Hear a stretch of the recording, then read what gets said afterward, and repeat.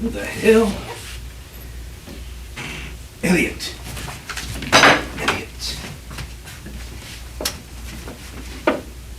No. E. Ah, Dickens. Dickens, yes.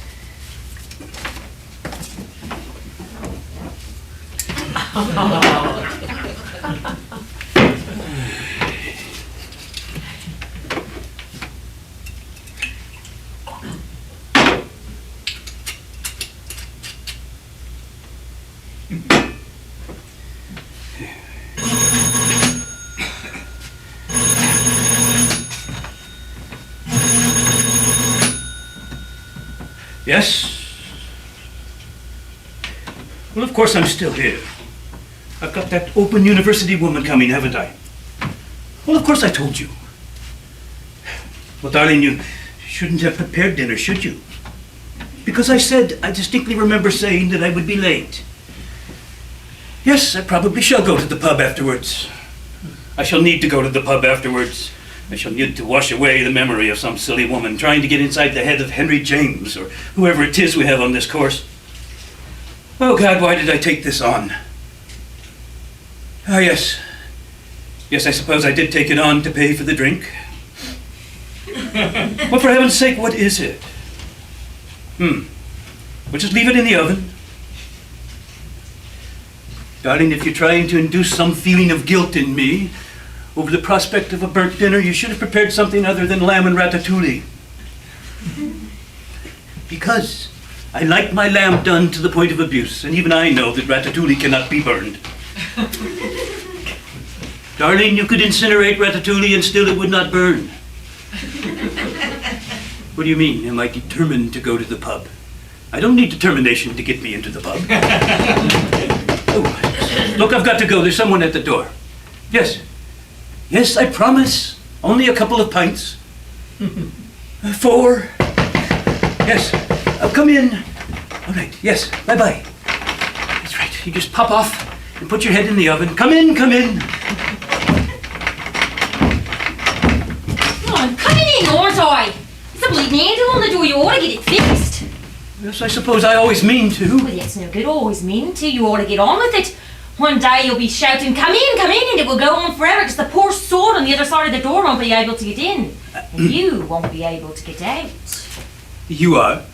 What am I? Pardon? What? Now, you are? I'm a what?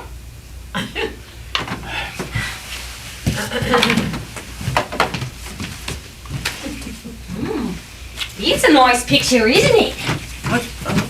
Yes, I suppose it is nice. It's very erotic. Well, I haven't actually looked at it for about 10 years, but, yes, I suppose it is. There's no supposing about it. Look at those tits. Oh.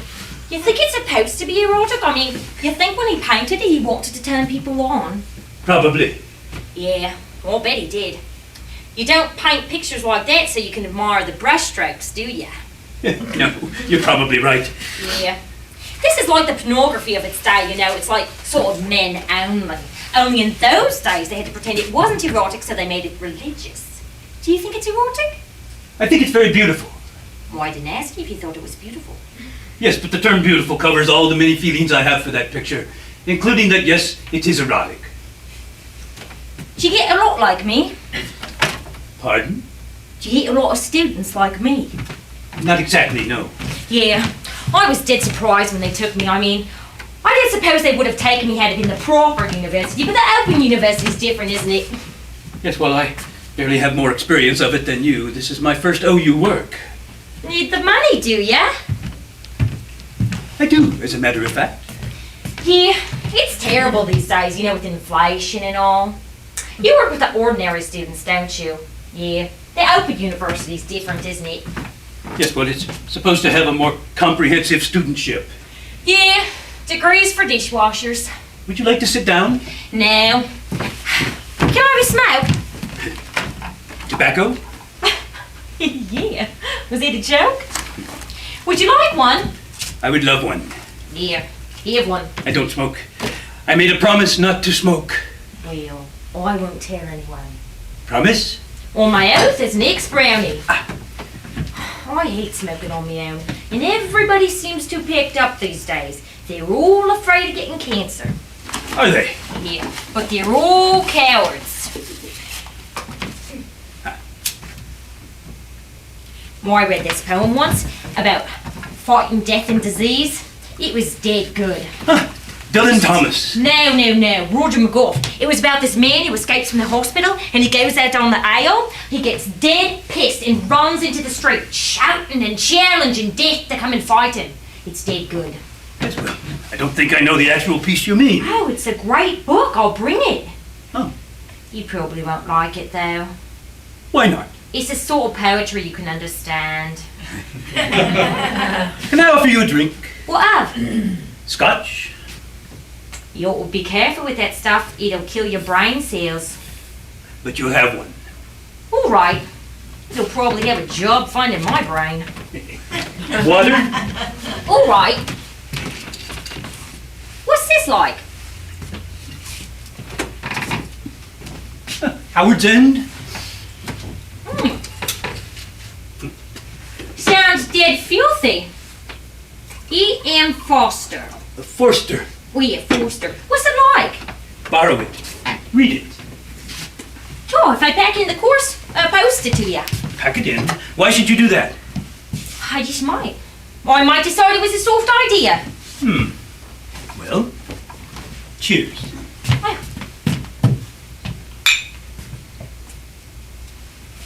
If you're already contemplating packing it in, why did you enroll in the first place? because I want to know. What do you want to know? Everything. Everything. That's rather a lot, isn't it? Where would you like to start? Well, I'm sitting now. I'll have to do exams, won't I? Yes, eventually. Yeah. It's like I have to know about it all. You know, when you're watching like the ballet or the opera on the telly, and you know what? You say it's rubbish, because that's what it looks like, because you don't understand. So you turn it off and you say, that's fucking rubbish. Do you? Well, I do, because I don't understand. Well, I want to, you know. Do you object to me swearing? Not at all. Yeah.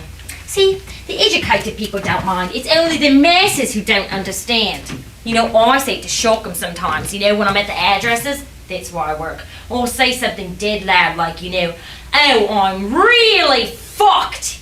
Doesn't have to cause a fuss. Yes, I'm sure.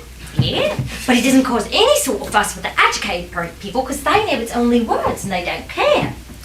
But these stuck-up idiots, I mean, they think they're royalty because they don't swear, and I wouldn't mind. But it's the aristocracy that swears more than anyone. I mean, they're frigging and blinding all day long. It's all pass me the fucking grouse with them, isn't it? It's not their fault, though. They can't help it. Sometimes I hate them, though. What's it like to be free? Ah. Now there's a question. Would you like another drink? You know, if I'd have got another tutor, I wouldn't stayed. What sort of other tutor? You know, one who'd objected to me swearing. How did you know I wouldn't object? I didn't. I was just testing you. Yes. You've been doing rather a lot of that, haven't you? Yeah, I knew. It's what I do when I'm nervous. How am I scoring so far? Oh, very good. 10 out of 10. Go to the top of the class and collect a gold star. Oh, I love this room. Oh, I love that window. Do you like it? What? The window. I don't often consider it, actually. Although I sometimes get the urge to throw something through it. What? A student, usually. You're bleeding mad, aren't you? Probably. So, aren't you supposed to be, you know, interviewing me? Do I need to? Yeah. Oh, I know. I talk a lot. I don't usually talk when I'm at home. I hardly ever talk when I'm there. But it's for a chance to, or very often I get a chance to talk to someone like you. Or talk at you. Do you mind? Would you be at all bothered if I did? I don't mind. What does essence mean? Don't laugh at me. No. Assonance. Well, it's a form of rhyme, actually. What's a good example? Do you know Yeats? The Wine Lodge? Yeats, the poet. No. Well, there's a poem by Yeats called The Wild Swans at Cooley. In it, he rhymes the word swan with the word stone. There, you see? An example of assonance. Oh. It means getting the rhyme wrong.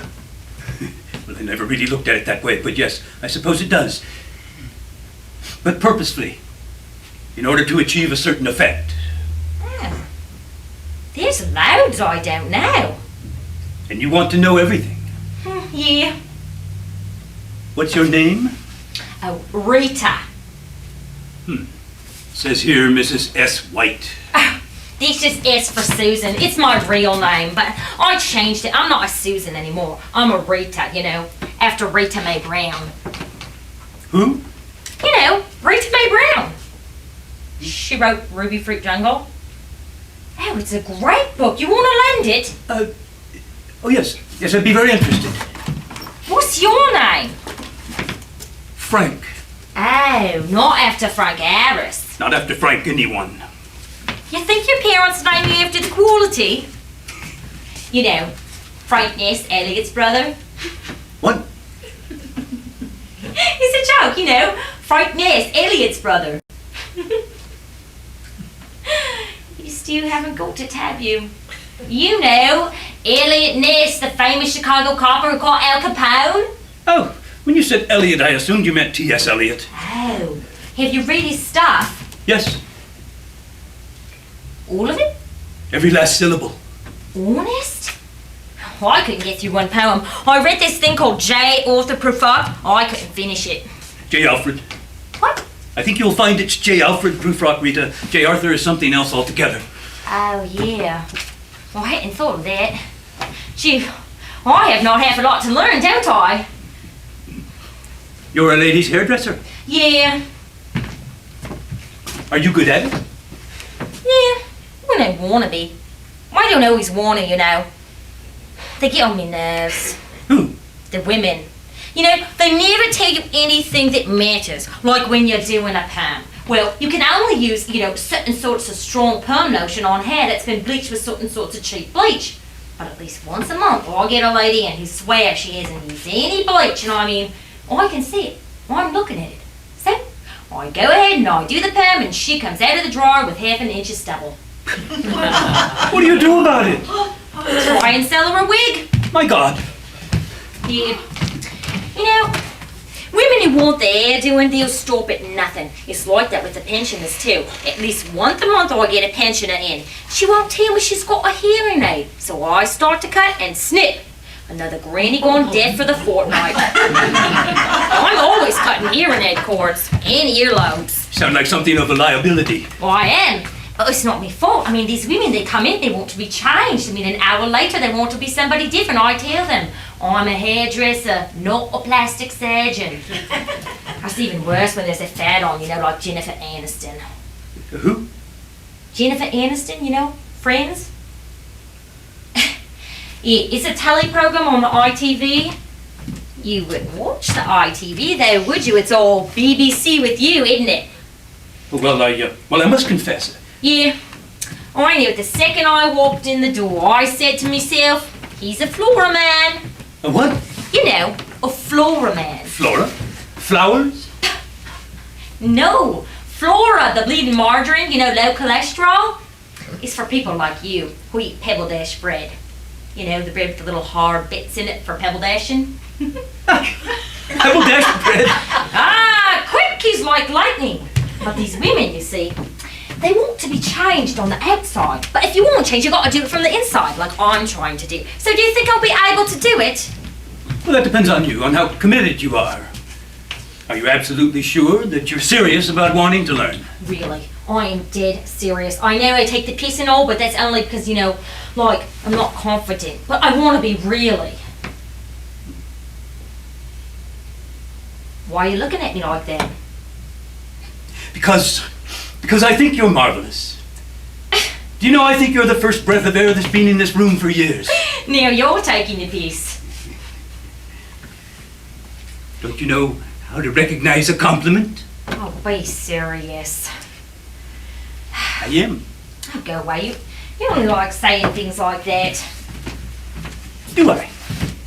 Yeah. So, what it is that brought me here? It's not sudden at all, really. I've been realising for ages, I was slightly out of step. It's like everyone expects me to be pregnant right now because I'm 26. My husband, he probably thinks I'm sterile. He kept moaning all the time, "Come off the pill, let's have a baby." I told him I'd come off the pill just to shut him up, but I'm still on it. See, I want to find myself first. Do you understand? Yes. Yeah, they wouldn't round our way. They would think I was mental. It was like, my husband, between you and me, I think he's thick. No, he's not thick. He's blind. He doesn't want to see. When I'm watching something different on the telly or reading something different, he gets dead knocked. Finally, I realised I had to explain it to him. So I said to him, I need to find a better way of living my life. And he listened, but he didn't understand. Because the second I was done, he said, we ought to start saving our money to move off to the state and get a place in Formby. Even if it was a new house I wanted, I wouldn't move to Formby. I hate that hole. Don't you? Yes. Where do you live? Formby.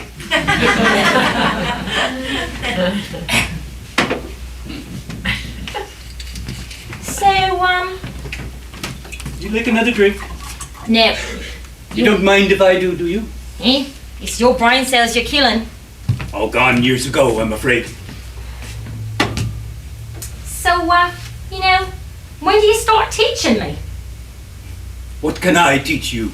Everything. I'll make you a bargain, yes?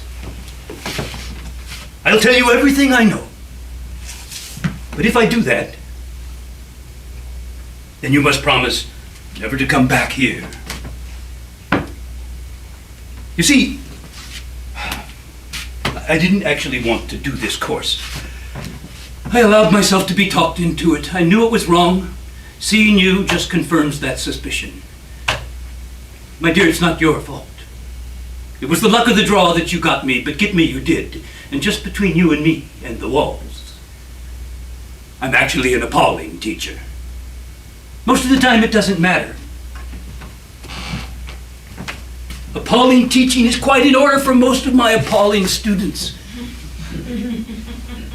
But you're different. You want a lot, and I can't give it. Everything I know, and you must listen to this, is that I know absolutely nothing.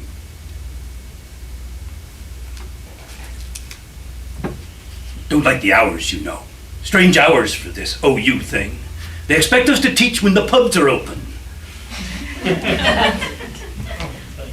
I can be quite a good teacher when I'm in the pub,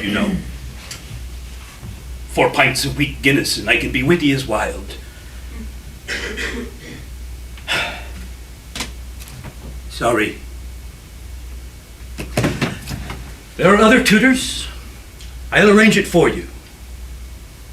Post it on.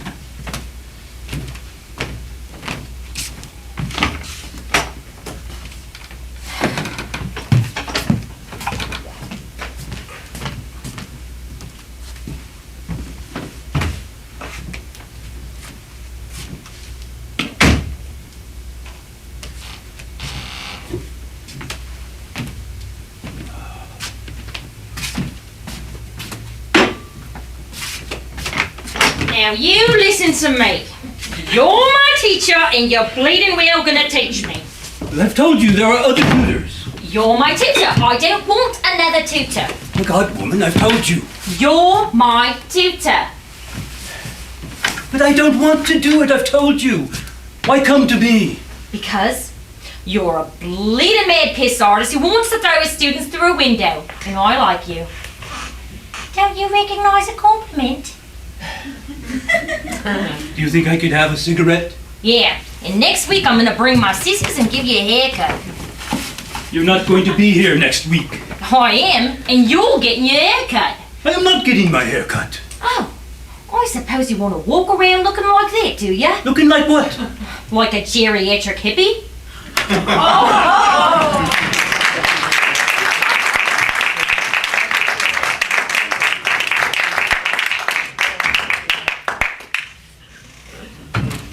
you.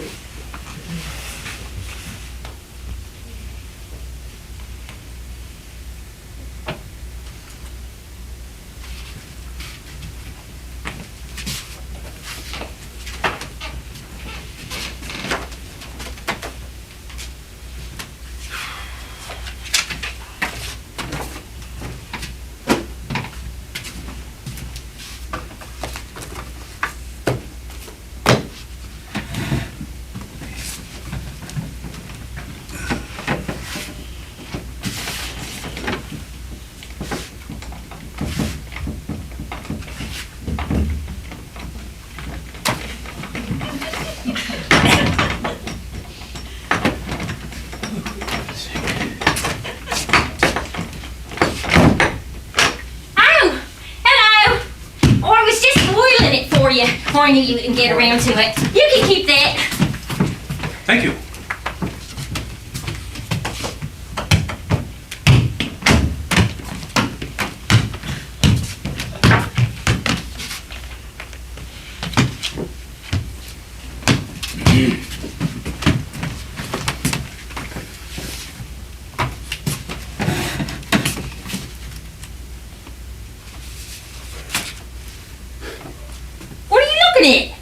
Don't you ever just walk into a room and sit down?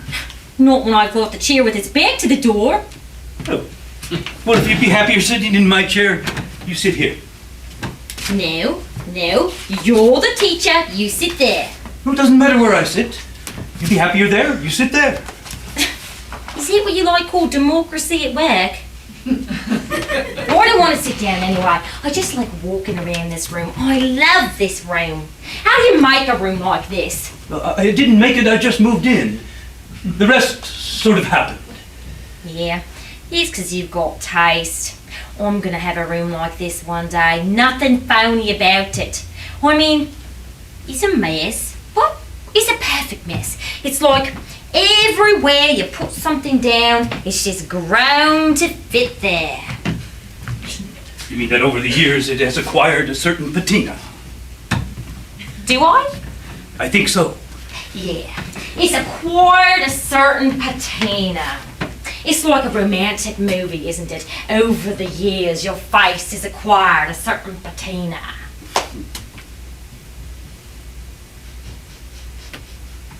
You haven't been drinking, have you? No. Yeah, is it because of me? Because of what I said last week? Oh, my God, you think you've reformed me? I don't want to reform you. You can do what you like. I love it down there. Oh, I love the lawn. When it's summer, do they sit down there? Well, who? You know, the ones who come here all the time, the proper students. Oh, yes, first glimmer of sun, they're all out there. Yeah, reading and studying. Reading and studying. What do you think they are, human? Proper students don't read and study. You what? A joke. A joke. Yes, they read and study. Occasionally. Yeah. It reminds me of what a public school looked like. You know, a boarding school. When I was younger, I always wanted to go to a boarding school. God forbid it, why? I don't know. I just like the sound of it, you know. With a matron prep in a tuck shop and a pair of kids called Jones Major and Jones Minor. I told my mother once, she said I was off my cake. What in the name of God is being off one's cake? You know, soft, mental. Huh. You'll have to remember that. The next student to ask me if Isabel Archer was guilty of masochists, then I will tell them one is obviously very off one's cake. Go on, you can't say that. Why ever not? Because coming from you would be slumming it. I mean, it'd sound dead affected, wouldn't it? Dead affected? Yeah, I mean, you say that to your proper students, and they're going to think that you're off your, you know... Cake. Yes. Well, tell me, Rita, why is it that you never became what you call a proper student? After going to the school I went to? Was it bad? Oh, no. Just the normal, you know, ripped up books, broken glass everywhere, knives and fights. And that was just in the staff room. Now, they tried their best, you know, always telling us we stood more of a chance if we studied. But studying's just for wimps. So, I mean, if I had admitted that I like to study, that would have made me different. And that's just not allowed. By whom? By your mates, by your family, by everyone. So, you never admit that school could be anything other than useless. It's like what you gotta be into is like, clothes and music and finding a fella, the real qualities of life. Not that I went along with it so reluctantly, but there was always something in the back of my head tapping away saying, I might have got it wrong, but I just play another record or buy another dress and forget about it. There's always something to make you forget about it. So you do. You go on saying, life's great. I mean, there's always another club to go to, another fella to be chasing, a laugh and a joke with the girls. Till one day, you own up to yourself and you say, is this it? I mean, is this the absolute maximum I can expect from the living like? And that's the big moment, that one. That's where you've got to decide. Either it's going to be a change in dress or a change in yourself. And I mean, it's real tempting to go out and get another dress, because it doesn't cost anything. It doesn't upset anyone around you, because they don't want you to change. But you managed to resist another new dress. Yeah. Look at the state of this thing. I haven't had a new dress in 12 months. And I'm not going to, neither. Not until I pass my first exam. Then I'm going to go out and get a proper dress. The kind of dress you'd only see on an educated woman. A woman who knows the difference between Tracy Austen and Jane Austen. Let's start. Yes. Well, this piece you sent me on, what was the name of that? Ruby Fruit Jungle. Yes. Ruby Fruit Jungle. Well, it's, Crap? Well, no, it's not crap. It's an appreciation. It's a descriptive piece. What you must learn is criticism. What's the difference? Well, look, and you must try to remember this. Criticism is purely objective. Must be approached almost as if it were a science. Criticism is never subjective, not to be confused with partisan interpretations. In criticism, there is no place for subjectivity. You see? Now, how did you like Howard's End? Crap. What? Well, I thought it was crap. You thought Howard's End is crap. And who do you cite in support of your thesis? F.R. Leavis? No, me. Now, what have I just said? Me is subjective. Well, that's what I think. You think Howard's End is crap? Well, would you kindly tell me why you think it is, quote, crap, unquote? Yeah, I'll tell you why. Because the fella who wrote the book is a louse. Because halfway through it, I couldn't go on reading it because Mr. Bleeding E.M. Forster says, quote, we will not concern ourselves with the poor, unquote. That's why I didn't go on reading it. That's why I thought it was crap. That's why. Because he said we are not concerned with the poor? That's it. But he wasn't writing about the poor. Yeah, but when he wrote the book, the conditions of the poor in this country were appalling, and he was saying he couldn't care less, Mr. Bleeding E.M. Forster. Forster? Yeah, I don't care what his name is. He was sitting up there in his ivory tower saying he couldn't care less. But Rita, you cannot interpret E.M. Forster from a Marxist point of view. Why? Now, what did I say before we started this discussion? No subjectivity, no sentimentality? Well, I wasn't being sentimental. Well, of course you were. You told me you stopped reading the book because you wanted Forster to concern himself with the poor. Literature can ignore the poor. It's immoral. Amoral. But you want to know? So you see what sort of mark you'd get if you approach Forster in that way on an examination. What sort? You might manage 1 or 2% if the examiner is sympathetic to the one dubious quality that your analysis provides. What's that? Brevity. All right. But why you sitting like that, book?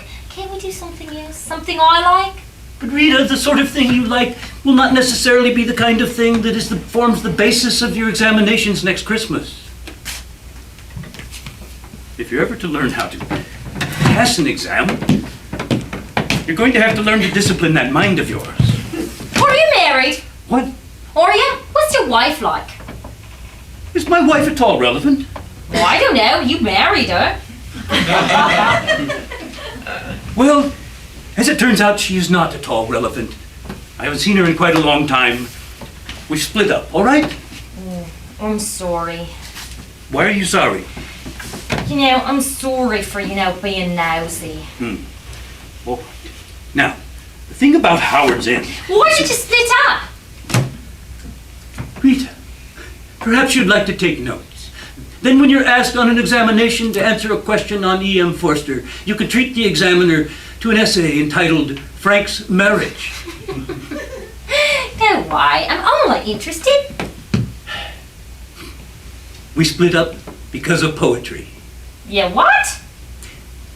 One day my wife pointed out to me that for 15 years my entire output as a poet concerned itself with the period of time during which we discovered each other. Are you a poet? Was. And so, to give me something new to write about, she left. A very noble woman, my wife. She left me for the good of literature. And what happened? She was right. Her leaving was of enormous benefit to literature. Oh, you wrote loads of good stuff. I stopped writing altogether. Now you're taking the piss. I mean, people don't split up because of that, because of literature. Well, maybe you're right, Rita, but that's the way I remember it. Were you a famous poet? No. Sold a few books, all out of print now. Oh, can I read your stuff? You wouldn't like it. How do you know? It's the sort of poetry you can't understand. Not without a detailed knowledge of all the literary references. Oh. So, you live on your own then, do ya? Rita! No, why? I'm only asking. I live with a girl, an ex-student. Ooh. She's very tolerant, very caring, admires me enormously, and spends a great deal of time putting her head in the oven. Does she try and do herself in? What? No. She likes to watch the ratatouille cook. The what? Ratatouille. Although Julia has renamed it the stop-outs dish. It can simmer in an oven for days, and round our house, it sometimes has no choice. Do you stop out for days? Occasionally. And that is the end of that. Why do ya? That is the end of that. If you were mine and you stopped out for days, you wouldn't get back in. Ah, but Rita, if I were yours, would I stop out for days? Don't you like Julia? I like her enormously. It's myself I'm not too fond of. You're great. Huh. Thank you. A vote of confidence. But I think you'll find, Rita, that there is less to me than meets the eye. See? You can say dead clever things like that. I wish I could talk like that. It's brilliant. Staggering. Now, Forster. Oh, aye, leave him. I just like talking. That's what they do wrong in schools these days. It's like you're all talking and you're having a good time, and the next thing you know, they want to turn it into a lesson. I was out with my teacher once outside of school, and we saw this fantastic bird. All coloured it was, dead at a place round our way. Anyway, I was just about to shout and tell Miss when this kid next to me said, "Stop it, or she'll make us write an essay on it." Yes, Rita. That's what we do. We call it education. You think there's something wrong with education to hear you talk about it? Perhaps there is. Then why are you giving me an education? Because it's what you want, isn't it? What I'd actually like to do right now is take you by the hand and run out of this room forever. Go away, be serious. I am. There are 1,000 things I would rather do than teach, most of them with you, young lady. You just like saying things like that. Do I? Yeah, you know you do. Ah. Rita, why didn't you walk into this room 20 years ago? 'Cause I don't think they would have accepted me at the age of 6. You know what I mean. Yeah, I know what you mean. But it's not 20 years ago and you're there and I'm here. Yes, and you're here for an education. You must keep reminding me of that. Now, Forster... Oh, forget about him. Listen to me. You say that I am going to teach you that you want to learn. Well, that, I'm afraid, means a lot of hard work. You've barely got a basic schooling. You've never passed an examination in your life. Possessing a hungry mind, I'm afraid, is not in and of itself a guarantee of success. All right. But I just don't like Howard's bleeding end. Well, then why don't you just go and do what you do like and stop wasting my time? Go buy a new dress, I'll go to the pub. Is that you putting your foot down? It is, actually. Aren't you impressive when you're angry? Forster.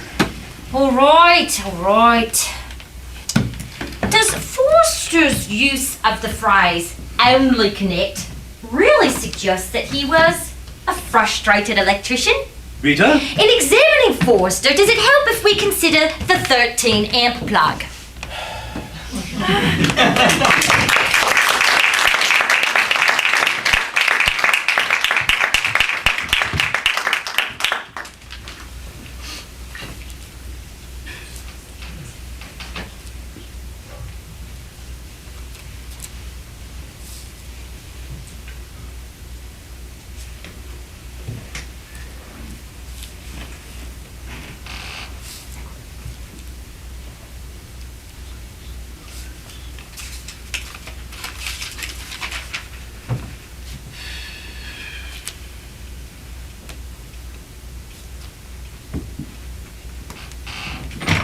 God, I've had enough of this. It's boring. It's bleeding boring, I'm telling you.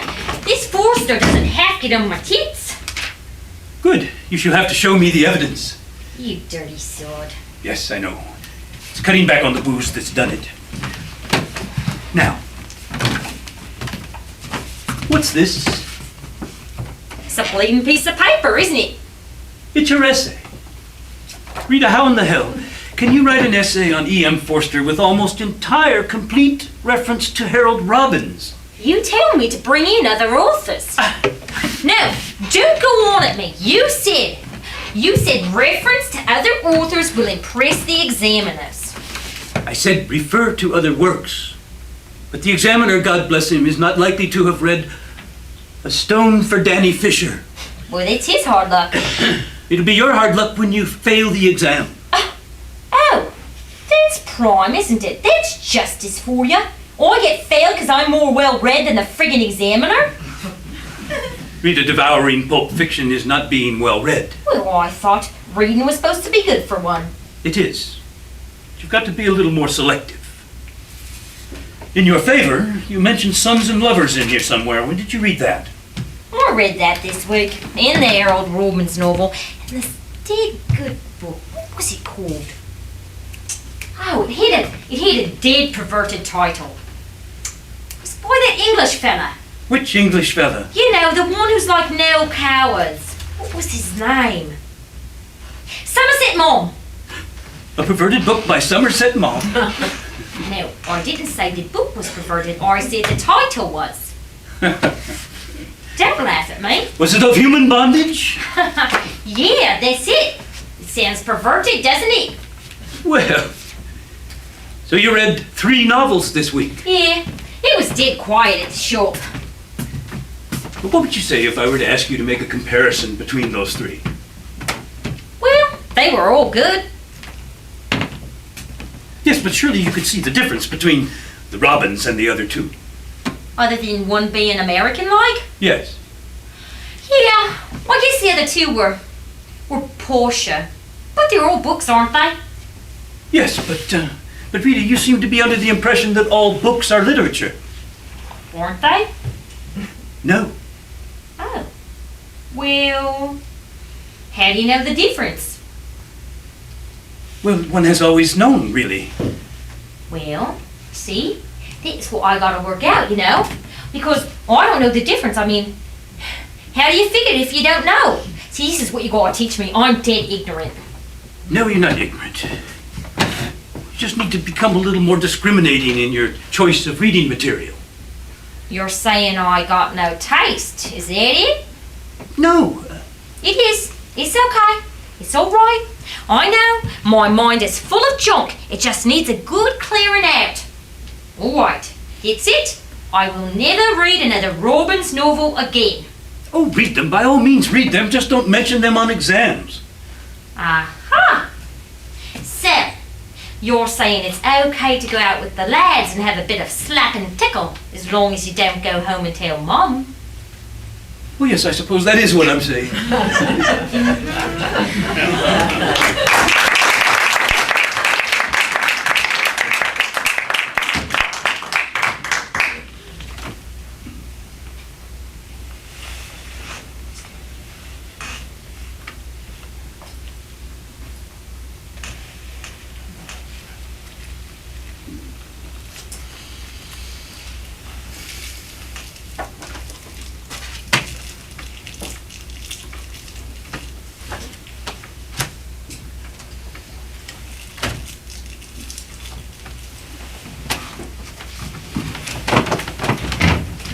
I can't do it.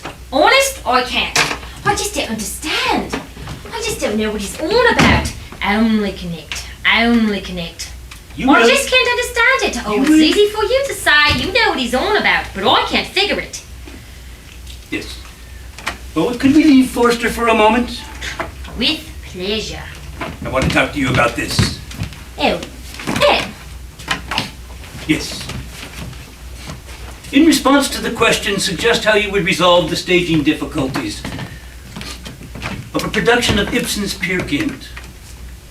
You have written, quote, do it on the radio, unquote. Precisely. Rita, what I'm trying to get you to see is that whoever is marking this is going to want a little more than do it on the radio. Examination questions, there's an expected way to answer them. It's an accepted sort of ritual. It's a game with rules. You must observe the rules. Now, when I was at university, we had a student who was taking his final theology exam. He walked into the examination hall, took out his pen, wrote God knows all the answers, turned in his paper, and left. Did he? Yes. When his paper was handed back to him, his professor had written on it, and God gives out the marks. Did he fail? Of course he failed. A clever answer isn't necessarily the correct one. I wasn't trying to be clever, it's just that I didn't have much time. Yes, well, you have a little time now, so why don't you take a quarter of an hour or so and give some considered thought to this. In response to the question, suggest how you would attempt to resolve the staging difficulties in a production of Peer Gynt. I would do it on the radio because, then outline your reasons, supported as much as possible by quotes from accepted authorities. All right? All right. Are you sure you understand? Yeah. What do you think, I'm thick or something?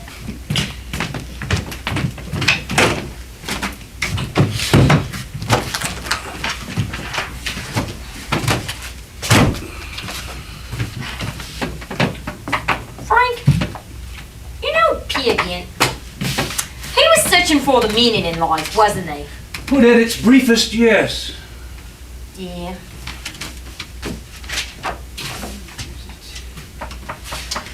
I was doing this woman's hair on Wednesday, and I'm gonna do this. I am. I just want to tell you. I was doing this woman's hair, and I was dead bored with what the others in the shop were talking about. So I said to the woman, do you know Peer Gynt? And she thought it was a new perm lotion. So I explained it to her. I told her all about the play. And you know what? She was dead interested, she was. Was she? Yeah. She said, I wish I could go off searching for the meaning in life. There's loads of them round by us, you know, because by us there's no meaning in life. Frank, you know culture. You know the word culture. Well, it isn't just me going to the opera, does it? No. No, it's like a way of living your life, isn't it? Around by us, we ain't got no culture. Well, of course you do. Yeah, you mean like that working class culture thing? Mm-hmm. Yeah, I read about it, but I ain't never seen it. Well, look around you. Oh, I do. But all I see is people getting pissed and on the value. I mean, they're just trying to get from one day to the next. You daren't tell them that round our way, you know, 'cause they're dead proud. I mean, they think they've got culture as they sit there drinking their keg beer out of plastic glasses. Well, there's nothing wrong with that, as long as they're content with it. But they're not, 'cause there's no meaning to it. You know, it's like when they talk about the past, when they talk about the war, they're always light up. I mean, back then, they were searching for, you know, food and money and clothes, trying to get houses.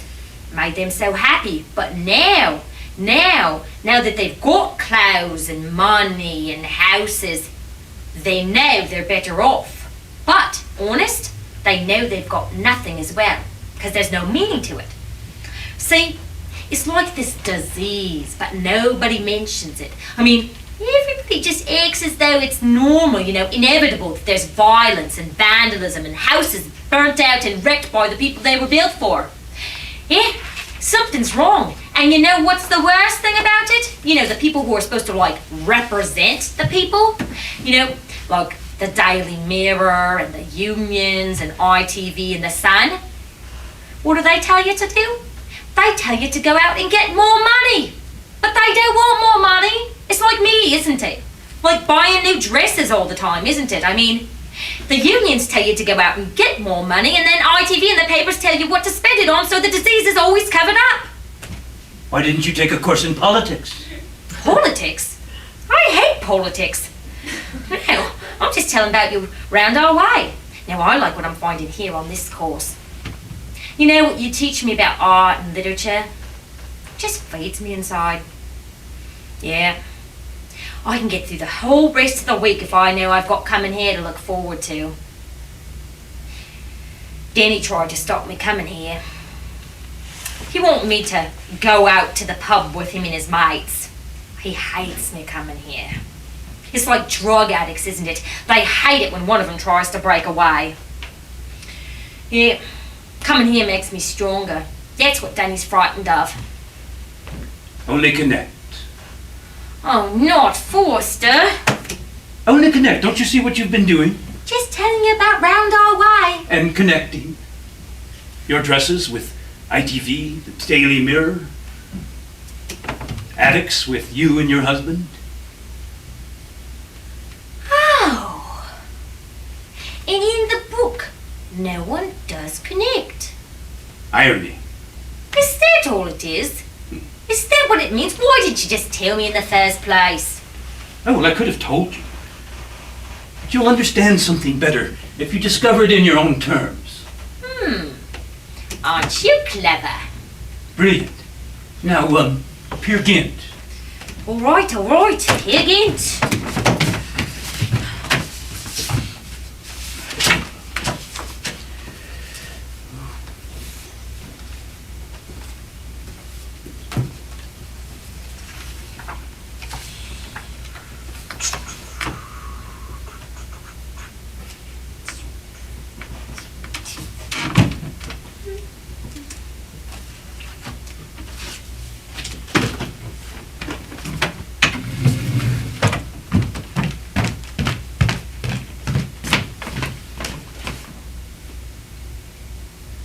What?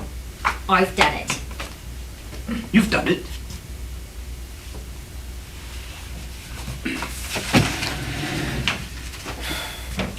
In attempting to resolve the staging difficulties inherent in a production of Ibsen's Peer Gynt, I would do it on the radio because, as Ibsen himself wrote, he wrote the play as a play for voices, never intending it to go on in the theater. If they'd had radio in his day, that's how he would have done it.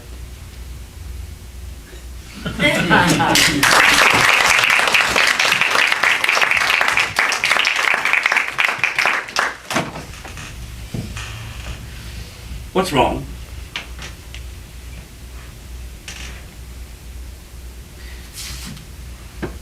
Whenever you enter this room, you'll do almost anything but sit down and go to work right away. Why can't you come prepared to go to work right away? Where's your essay? I haven't got it. You haven't done it? I said I haven't got it. You've lost it. It's burnt. Burned. Yeah. So were all the Chekhov books you lent me. Then he found out I wasn't on the pill. It's my own fault. I let the prescription out. Oh, Christ. I'm sorry. I'll replace the books. Oh, sod the books. I wasn't referring to the books. Why can't you just let me get on with me learning? I mean, you think I was having a bloody affair the way he behaves? Well, you are, aren't you? No! What time have I got for an affair? I mean, I'm busy enough finding myself, let alone finding another fella. And it's great, you know. It's great what I'm finding out. I mean, it sounds selfish, but all I want for the time being is what I'm finding in myself. Last thing I'm going to do is be rushing off with a fella, because the next thing I know, he'll want me to give up myself for the sake of him. Yes, well, perhaps Denny thinks you're having an affair with me. Oh, go away. You're my teacher. I told him. You told him about me? What? You know, I just told him that, you know, you give me room to breathe. You just, like, feed me without expecting anything in return. And what does he say? He didn't say anything. I left. And when I came back, he burnt all me books and papers. I said, you still forget? Even if I was having an affair, there's no point in burning me books. I'm not having it off with Anton Chekhov.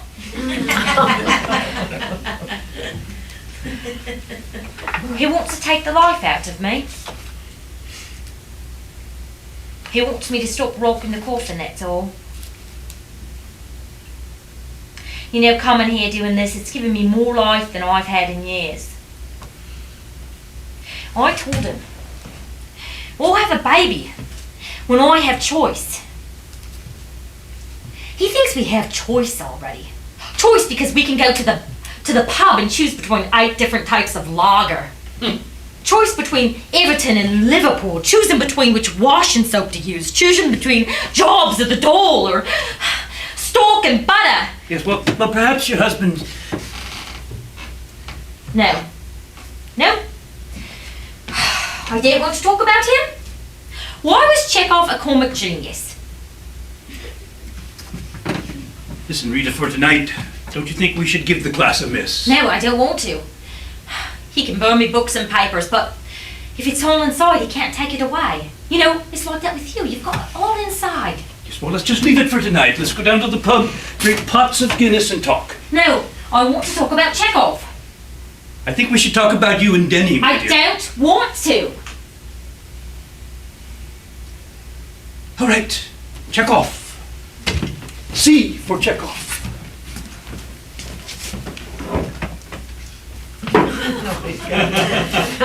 We talk about Chekhov and pretend this is the pub. Why do you keep it stashed behind there? Oh, a little arrangement I have with my immediate employers. It's called discretion. They don't tell me to stop drinking. They tell me to stop displaying the signs. Frank, do you actually like drinking? Oh, yes, I do. I love it. I have no guilt about it whatsoever. You know, when you were a poet, did you drink then? Some. Not as much as now. Frank, why did you stop being a poet? Ah, that is a pub question. Well, I thought we were pretending this was the pub. In which we discussed Chekhov. Yes, he's second on the bill. You're on first. Why did you stop? I didn't stop Rita so much as I never was. You see, I just got it wrong.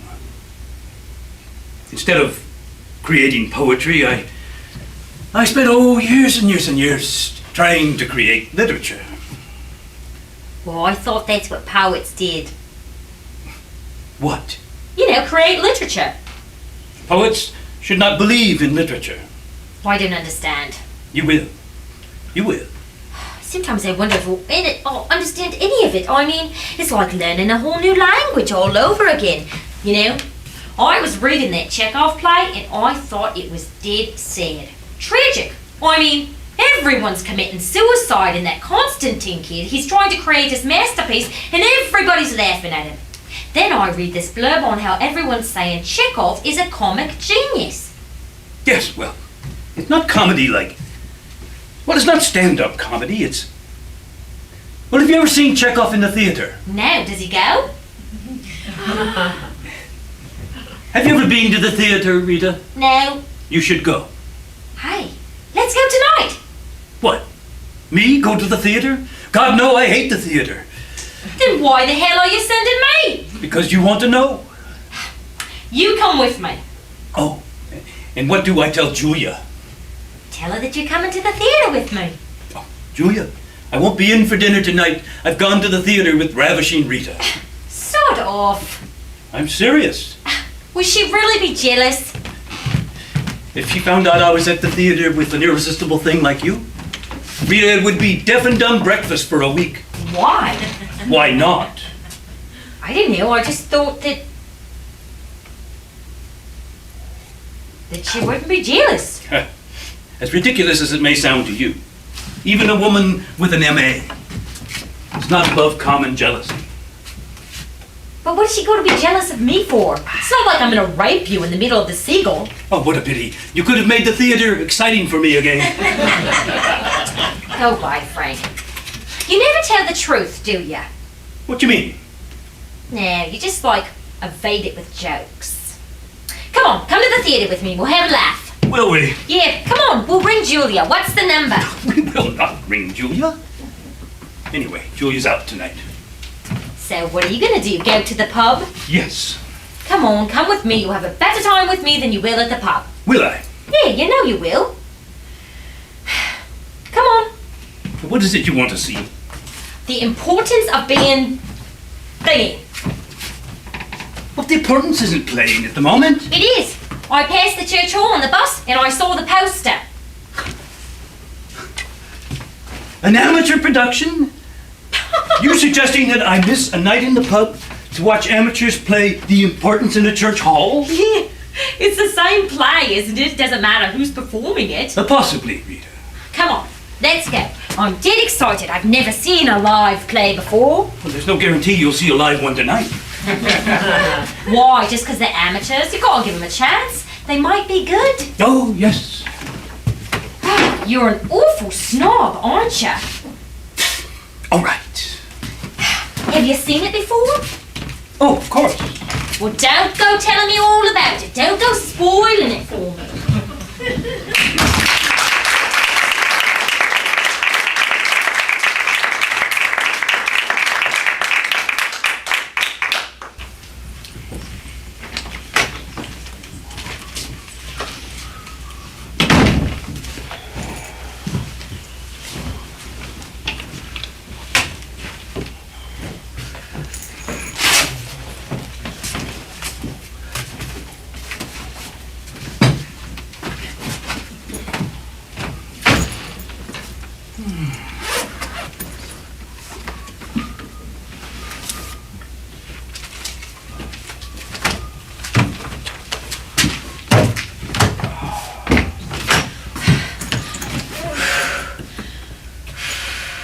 What are you doing here? You're not due here until next Thursday. I know you shouldn't be here. But there's something I gotta tell you. Have you got a few minutes you can spare? Oh my God, what is it? Last night, I went to a theatre. A professional theatre. Oh, good God. You had me worried. I thought it was something serious. It is! I went out, I got the tickets. It was Shakespeare. I thought it was going to be dead boring. Oh, then why did you go in the first place? Because I wanted to know. But it wasn't boring. I mean, it was fantastic. It did me in. Oh, I'm going to do an essay on it. Well, come on. Which one was it?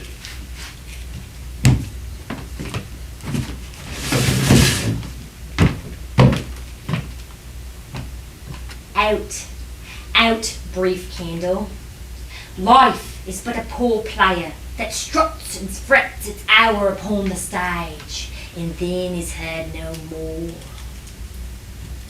It is a song told by an idiot, full of sound and fury, signifying nothing. Ha! Romeo and Juliet? Go away, Frank. Come on, I learned it from the book today. I went out and bought it. Macbeth, see? Isn't it great? Oh, and wasn't his wife a cow, eh? Oh, in that bit with Macduff? I was on the edge of my seat for that bit. I wanted to warn Macbeth. You didn't, did you? No, you can't do that in the theatre, can you? It was like a thriller. Well, you must go and see more. Oh, I'm going to. Macbeth was a tragedy, isn't it? Right. Well, I just wanted to tell somebody who understood. Well, I am honored that you chose me. Yeah, better get back. I left my customer with the perm lotion on, and if I don't get back, there'll be another tragedy. No, it won't be a tragedy. Oh, there will, you know. I know this lady. She's dead fussy. If I don't get back, there'll be blood and guts everywhere. Well, it may be tragic, but it will not be a tragedy. What? Well, you see, the tragedy of the drama has nothing to do with the sort of tragic event you're talking about. Macbeth was flawed by his ambition, yes? Yeah. And Come on. It was that flaw which led him to take the inevitable steps to his own doom. Oh, no, thank you. Whereas, Rita, a woman's hair being reduced to an inch of stubble, or the sort of thing you read in the paper, man killed by falling tree, is not tragedy.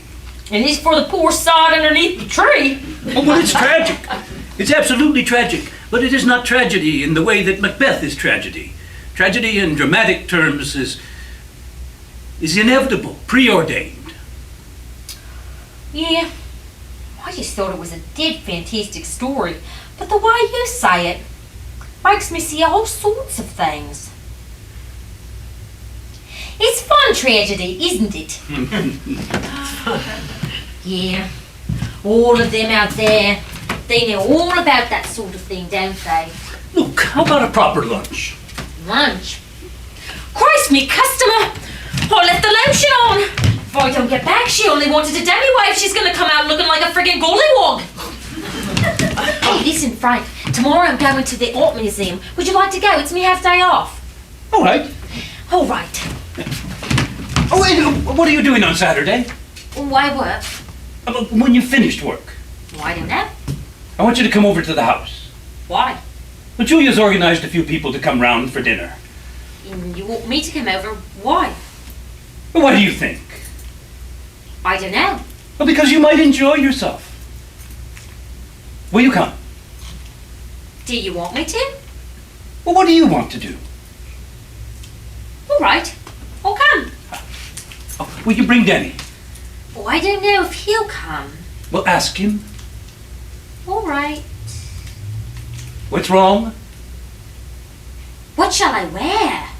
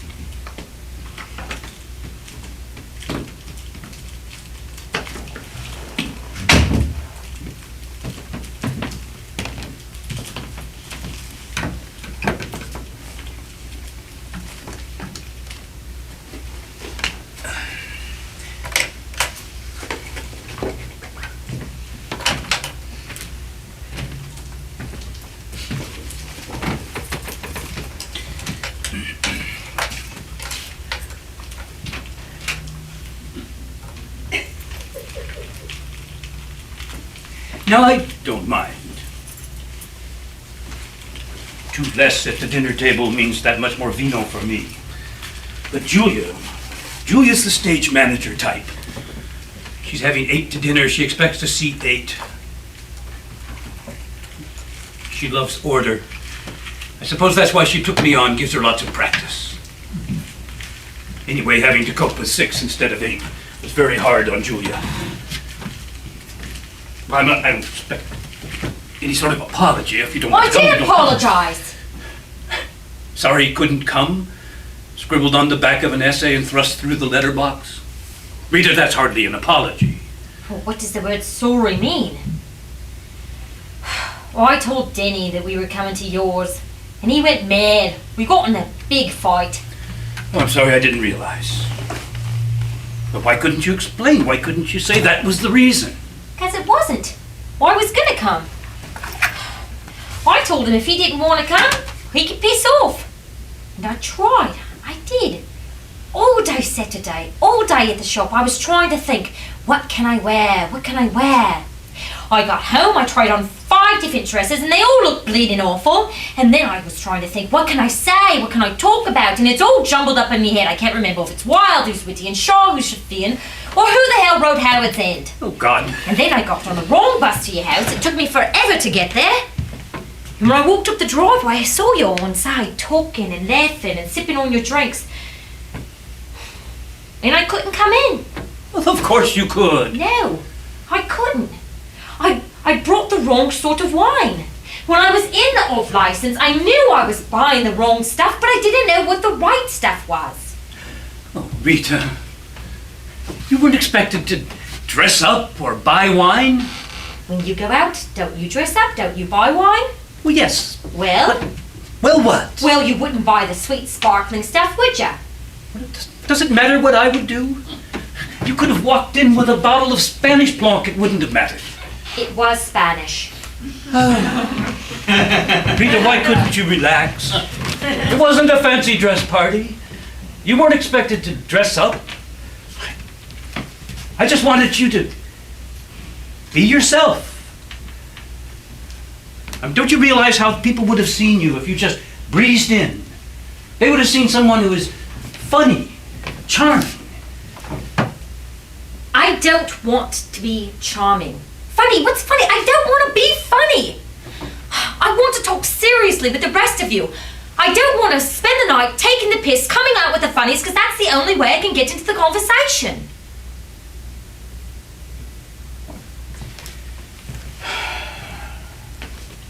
Well, you weren't being expected to play that role, Rita. I just wanted you to be yourself. I don't want to be myself. Myself, what's that? Some woman who gives us all a laugh because she thinks one day she'll be like the rest of us, talking seriously, knowledgeably, with confidence. Well, she won't really, but bring her in anyway, because she's good for a laugh. If you believe that's why you were invited, to be laughed at, you can just get out now.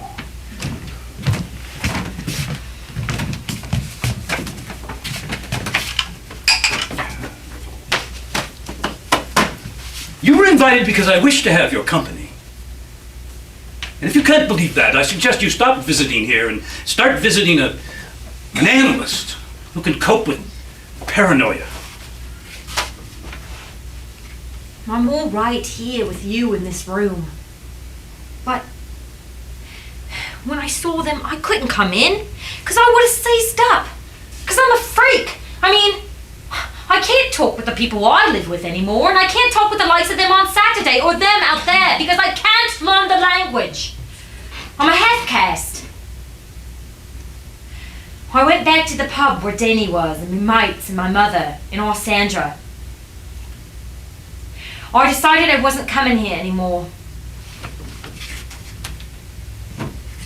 I went back into the pub and they were all singing some song that they'd learnt on the jukebox. I just stood there and I thought, what the frick am I trying to do? Why don't I just pack it in, stay with them and join in the singing? And why don't you? You think I can, don't you?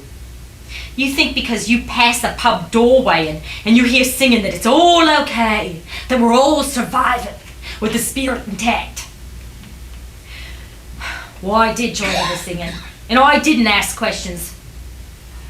But when I looked around, my mother had stopped singing, and she was crying. And everybody's trying to get it out of her why she's crying. But they just say she's pissed and we should get her home. So we do. And on the way home, I ask her, Mother, why are you crying? She says, because we could sing better songs than those. 10 minutes later, Denny had her laughing and singing again, pretending that she hadn't said it, but she had. And that's why I came back. And that's why I'm staying.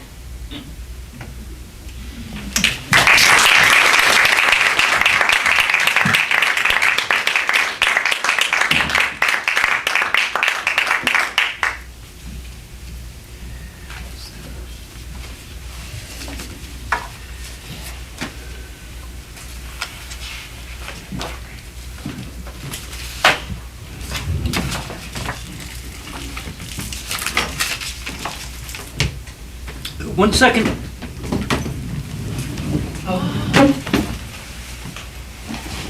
Your essay.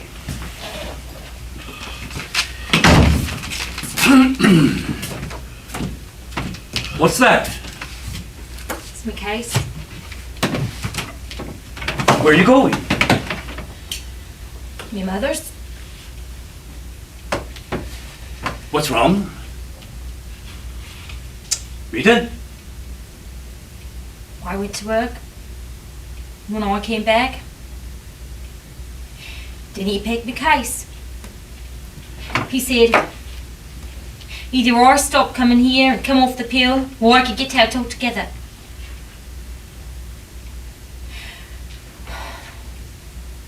It was an ultimatum. I explained it to him. I didn't get knocked or anything. I just explained to him how I had to do this. He said it's warped me. He says I betrayed him.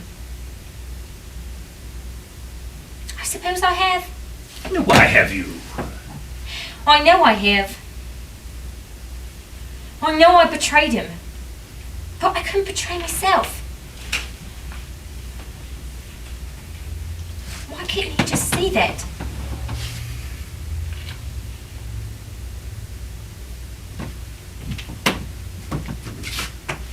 Where will you stay?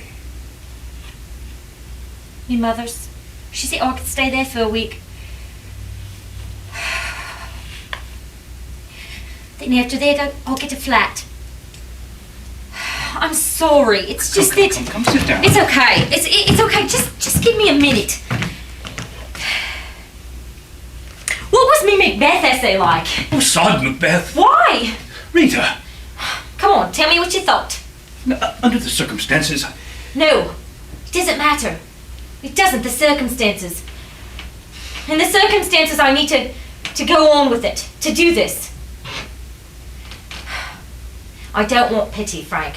Was it really useless? I really don't know what to say. Well, try and think of something.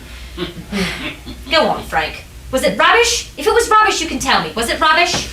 No, it's not rubbish. It's a totally honest, passionate account of your experience watching the play.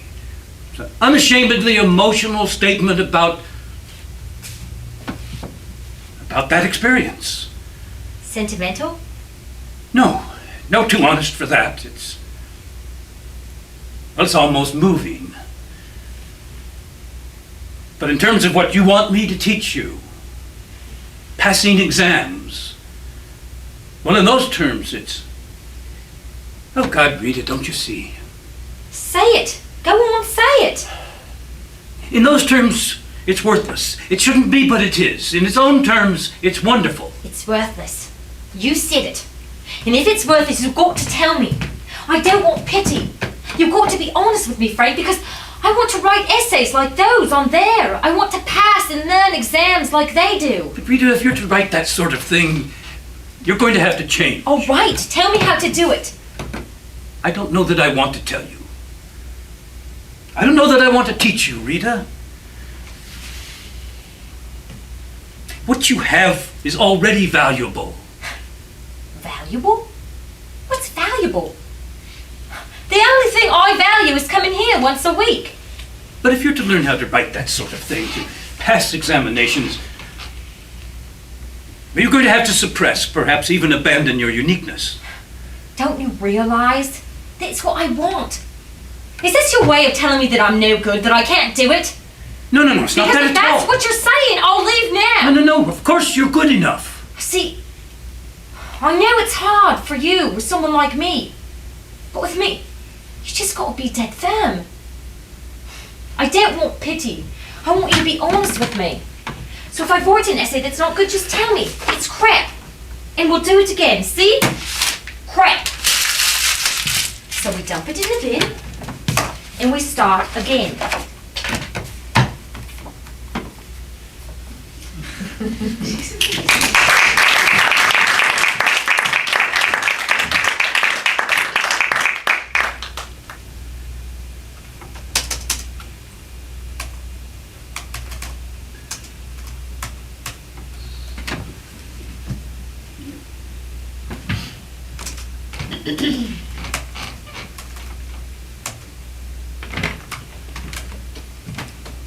Frank?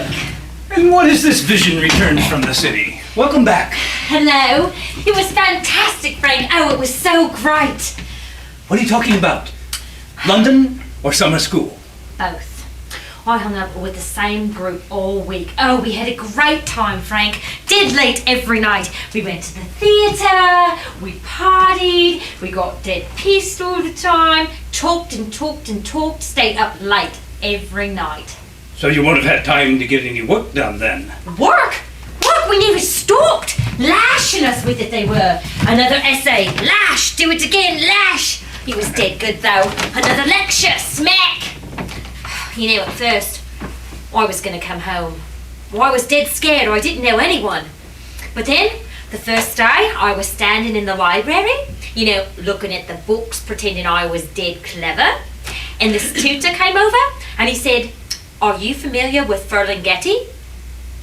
Frank, it was right on the tip of my tongue to say, not unless it's served with Parmesan cheese. But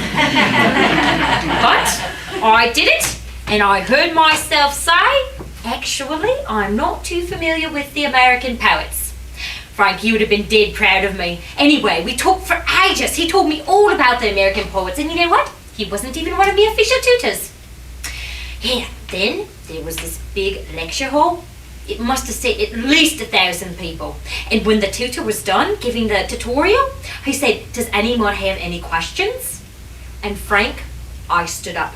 Honest to God, I did. And I wanted to sit back down, but I couldn't because I just stood up and 1,000 people had seen me. So I asked my question. Well, What? what was the question? Oh, I don't know. Because after that, I was asking questions all week long. You couldn't keep me down. I think the first question must have been about Chekhov, because I'm dead familiar with Chekhov now. So, what was France like? Tell us all about it. Oh, that isn't a lot to tell. Now, come on, I've never been abroad. What was it like? Rather hot. No, I packed it in. So, did you drink? A little. Did you write? A little. So, you drank a little and you wrote a little. Anything else? Julia left me. What? Yes, and it wasn't for the obvious reason at all. Had nothing to do with ratatouille. Turns out the cause was oufs à la cocotte. What? Eggs, my dear, eggs. Nature has cursed me with a dislike of the egg, be it en cocotte, Benedict, Florentine, or just plain hard-boiled. Julia insisted that nature was wrong. I defended nature. Julia left. Because of eggs? Well, let us say it began with eggs. Anyway, that's most of what happened in France. And anyway, the holiday's over. You're back. Even Julia's back. Is she? Is it all right? Perfect. I have the feeling we shall stay together forever. Or until she discovers eggs. Oofs a la Chrissy. Oofs a la Chrissy? Yeah. Does that mean eggs? Hmm. Oh my gosh, Trish is always going on about that. Is it all it means is eggs? Trish? Trish, me flatmate. Gee, it has been a long time since we talked. She moved in right before summer school. Ah, is she a good flatmate? Oh, she's great, you know. She's dead classy. You know, she's got taste like you, Frank. She's just got it. I mean, everything in the apartment is dead unpretentious. Just books and plants everywhere. You know what, Frank? I'm having the time of my life. You know? I feel like them down there. I feel young. My dear, 26 is hardly old. Yeah, but I feel like them, you know? I can be young. Oh, listen, I almost forgot. I brought you back a present from London. It's not much. Here.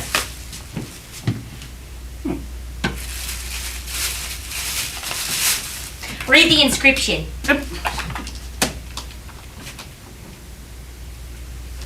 Must only be used for poetry, by strictest order, Rita. Yeah, I thought it'd be like a gentle hint. Gentle?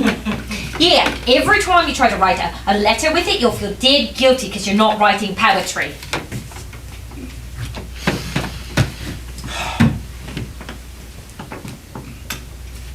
Thank you, Rita.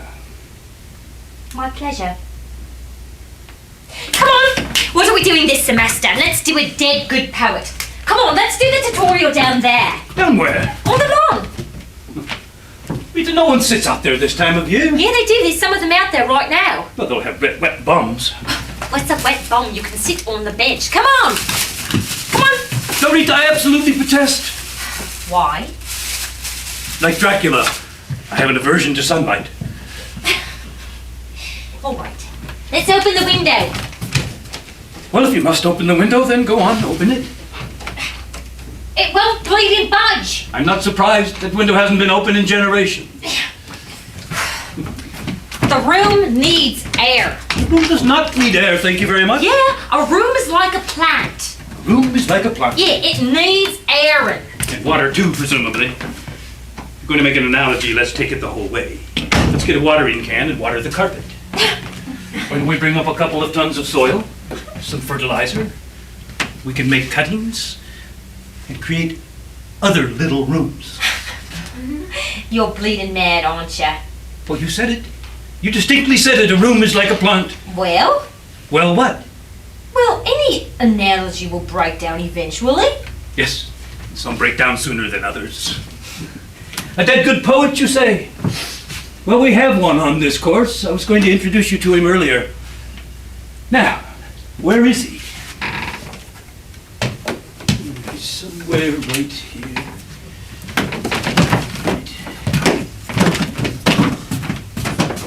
Are you still on this stuff? Did I ever say I wasn't? No, it's just that... Just what? Why do you do it, Frank, when you got so much going for you? It is precisely because I have so much going for me that I do it. Life is such a rich and frantic whirl. The drift allows me to step delicately through it. It'll kill you, Frank. I thought you weren't interested in reforming me. I'm not. It's just that...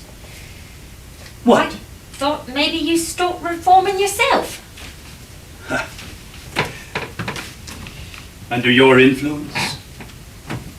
And what do I do, Rita, when your influence is gone? What do I do when, in appalling sobriety, I watch you walk away and disappear, your influence gone forever? Who says I'm going to disappear? Oh, you will. You've got to. Why have I got to? I mean, this course could go on for years, and then after that I might get into the proper university here. Oh, and we'll all live happily ever after.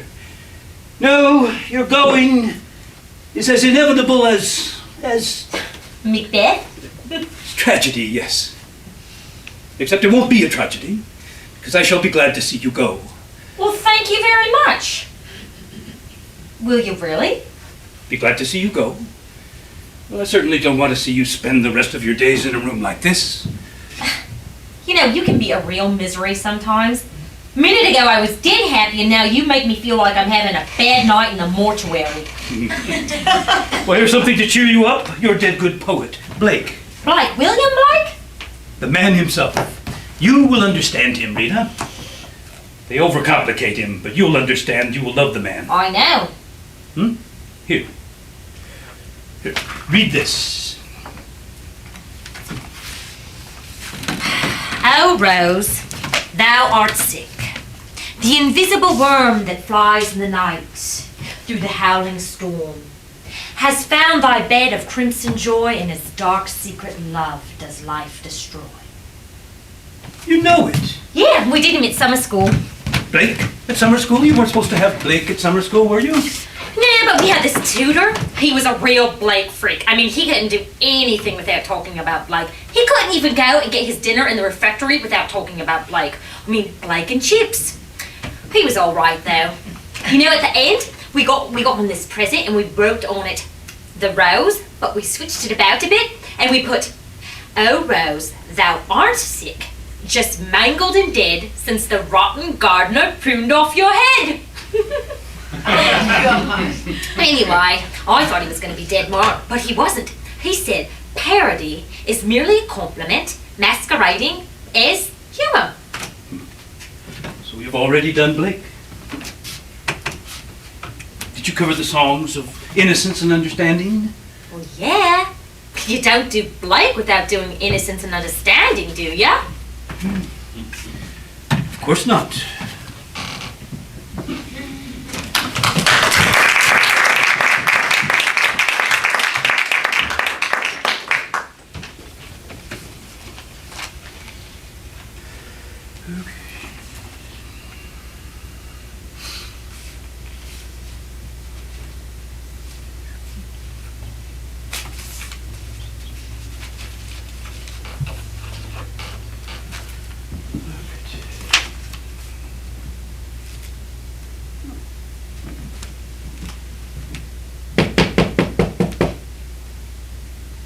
Yes? Hello, Frank. Rita, you're late. I know, Frank. I'm terribly sorry. It was unavoidable. What's wrong with your voice? Nothing's wrong with my voice. I've merely decided to start talking properly. Trish says there's no point in discussing beautiful literature in an ugly voice. But you don't have an ugly voice. At least you didn't have. Talk properly. I am talking properly. I must practice constantly in everyday situations. You mean you're going to talk like that the rest of this tutorial? Trish says that no matter how hard I find it, I must persevere. Will you kindly tell Trish I am not giving a tutorial to a Dalek? I'm not a Dalek. Rita, stop it. I must persevere in order that I shall. Rita, be yourself. I am being myself.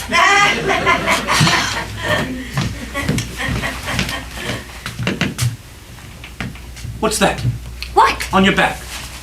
Oh, it's grass. Grass? Yeah. I got here early today and I was having a conversation with some of them down on the lawn. Oh, you were talking with them out there? Yeah, don't act so surprised. I can talk now, you know, Frank. I'm not surprised. You were always very wary of them, weren't you? I don't know why. For students, they don't have to come out with some rubbish. You're telling me? Yeah, I wouldn't have even started talking to them except I was walking by and I overheard one of them say there is a novel he preferred Lady Chatterley to Sons and Mothers. I thought, I can keep walking and ignore this, or I can set him straight. So I set him straight. I walked right on over there and I said, excuse me, but I couldn't help overhearing the rubbish you're spouting about Lawrence. Should have seen the looks on their faces. Anyway, I said, trying to compare Chatterley to Sons and Lovers is like trying to compare sparkling wine to champagne. Anyway, there was this big heated argument with me right in the middle. Didn't you say the student said he preferred Chatterley as a novel? He did. So he didn't actually say he thought it was superior. Not at first. But then he did. He walked right into it. And you let him have it, did you, Rita? Yeah. It was his own fault. He had him coming. I mean, he was an idiot. His argument just crumbled. It wasn't just me who thought so. Everyone agreed. You know, there was this real mad one. I wasn't even there 5 minutes, and he's inviting me to go on holiday with them to the south of France. They're all going there, slumming it. You can't go. Why? You have your exams. My exams are before Christmas. Yes, but then you must wait for the results. I couldn't go anyway. Why? I mean, it's all right for them to go to the south of France, you know, pack up and leave in the van, but I can't. Tiger was his name. He was the mad one. His real name is Tyson, but everybody calls him Tiger. Is there any much point in me going on with this? With what? Is there any point in working toward an examination if you're going to fall in love and run off to the south of France? My God, Frank. I've just been talking to some students on the lawn, full in love. I've heard of matchmaking, but this is ridiculous. All right. Stop burbling on about Mr. Tyson. I wasn't burbling on. What's my essay like? Well, it wouldn't look out of place with these over here. Honest? Dead honest.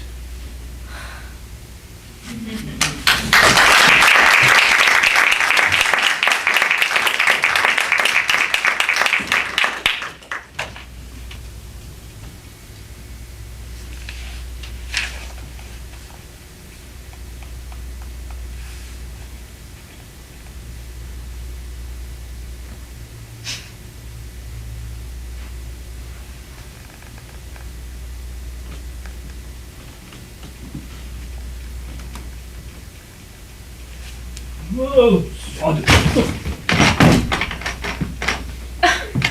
Sod them, no, fuck them. Fuck them, eh, Rita? Who? Students. You'd tell them where to get off, wouldn't you? Tell who? Students reported me, yes, me. Complained. And I gave them the best lecture I've given in my life. Were you pissed? Pissed? I was glorious. Fell off the rostrum twice. Well, they sack you. Oh, the sack? God, no. That would require making a decision.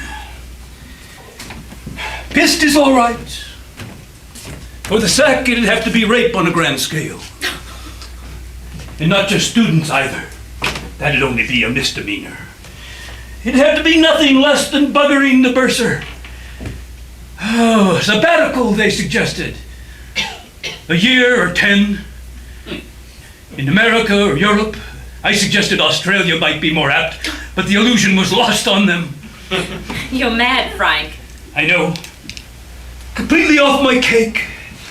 Well, if you're not going to think about yourself, what about the students? What about the students?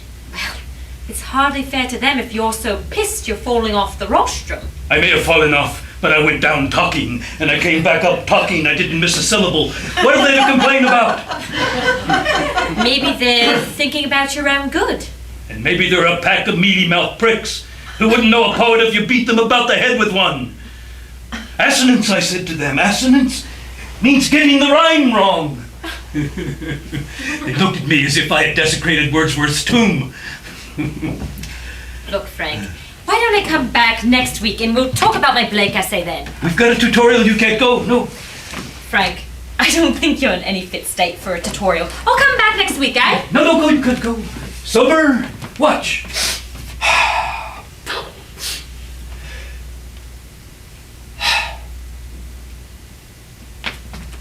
Sober. Now, come, sit.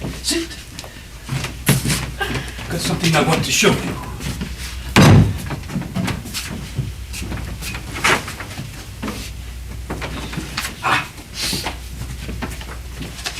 Now, Rita. What's this? Is something wrong with it? Well, this passage here. In this passage, you seem to imply that Blossom is a poem about sexuality. It is. Is it? Yeah. I mean, it's certainly like a richer poem if it's interpreted that way. Richer? Is it? Rita, we discussed this.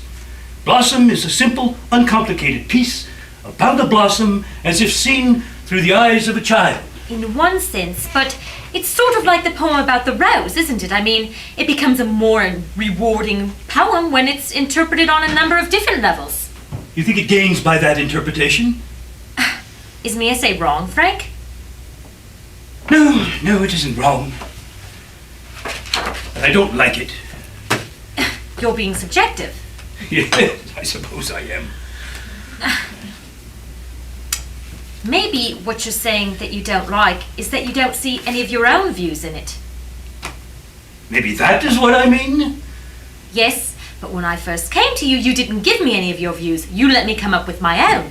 Yes, and I still value your views, but Rita, these aren't your views. Yes, but you told me not to have any views. You told me to cite outside authorities. Well, that's what I've done. I've talked to other people, I've read other books, and after consulting a wide variety of opinion, I've come up with these conclusions. It's all right. Well, if it was on an exam, what sort of mark would it get? A good one. Then what the hell are you saying? What I'm saying is that it is up to the minute, quite acceptable, trendy stuff about Blake, but there's nothing of you in there. All right, Frank. I don't know what to say. I mean, I don't have to go along with your views on Blake 100%, do I? I mean, I can have a mind of my own, can't I? I sincerely hope so, my dear. And what is that supposed to mean? It means be careful. Be careful? I am careful. I mean, I can take care of myself, Frank. I mean, just because I'm doing it on my own now, because I can learn and understand things without running to you every 5 minutes, you tell me to be careful? Because I care for you. I want you to care for yourself.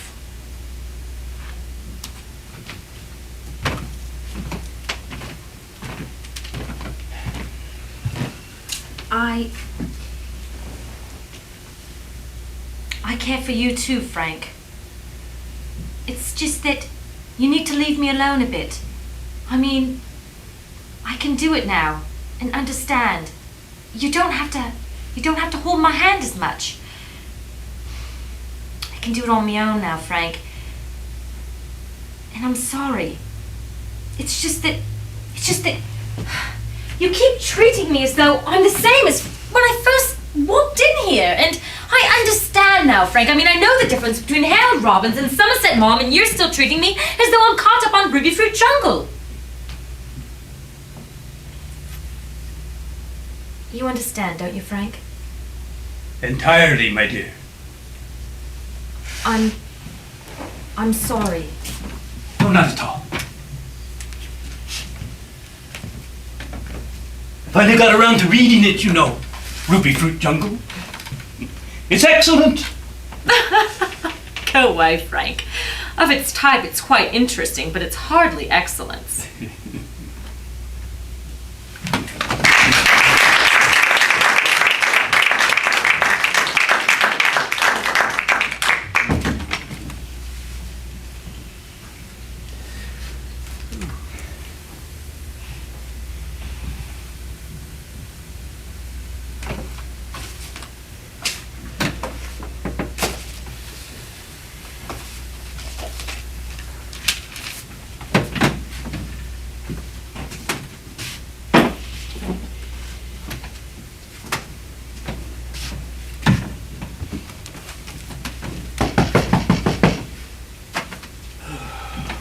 Come.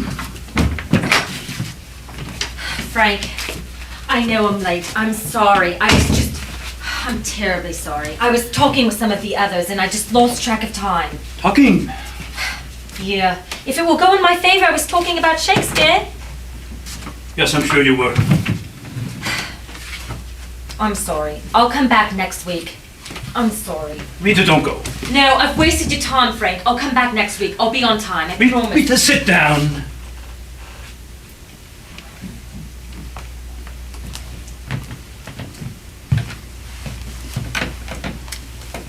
It's just that when you were so late, I called the shop. Which shop? The hairdresser's shop, where you work. Or rather, I should say, where you used to work. Yeah, I didn't work there anymore. I left hairdressing to work in the bistro. You didn't tell me. I'm sorry. I was telling someone. It wasn't me. Sorry. What's wrong? Well, it struck me there was a time when you told me everything. I thought I had told you. No. I want a drink. But who cares if I've left hairdressing to work in a bistro? I do. But why do you? I mean, it's just boring, insignificant detail. Oh, is it? Yeah. I mean, that's why I left hairdressing. Boring, insignificant detail all the time. Well, I don't want to talk about it anymore. I'm sick of that rubbish. What do you talk about in your bistro? Everything? Everything? Yeah. I mean, we talk about things that matter and we leave the details for those who care. Is Mr. Tyson one of your customers? A lot of people are my customers, and yes, he's one of them. You're not going to give me another warning, are you, Frank? Would it do any good? Listen, for your information, I find Tiger fascinating. I find a lot of people I hang with fascinating. I mean, they're young and they're passionate about things that matter. They're not trapped. They're too young for that. And I like to be with them. Yes, perhaps you'd rather not waste your time coming here anymore. Oh, Frank, don't be stupid. I'm sorry I was late. Listen, I've got to meet Trish at 7. We're going to go see a production of The Seagull. Yes. Well, when Chekhov calls. You can hardly bear to spend a moment here anymore, can you? Frank, it's not that. It's just I've got to go to the theatre. You didn't show it all last week. Just a phone call to say you had to cancel. Frank, it's just, there's a lot happening now. It's harder. Well, as I say, if you'd rather not come. Frank, for Christ's sake. I want to come here. I've got to come here. What about my exam? Oh, I shouldn't worry about that. You'll sail right through. No need to put in the odd appearance out of sentimentality. I'd rather you spared me that. You know, Frank, if you stopped pouring that junk down your throat in the hopes that it would make you a poet again, maybe you'd be able to see what matters rather than where I do and do not work, and then maybe it would be worth me coming here. Rita, do you really think you're capable of recognizing what matters and what does not? I'm able in recognizing literary criticism, which is what we're supposed to be discussing when I come here. You want literary criticism?